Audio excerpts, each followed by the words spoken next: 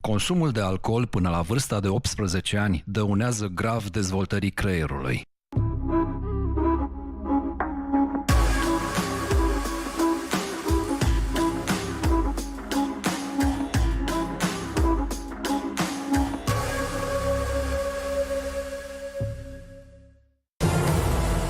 Am revenit cu răspunsul corect la întrebarea câștigă România.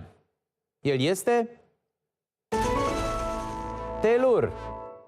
Câștigi tu, câștigă România.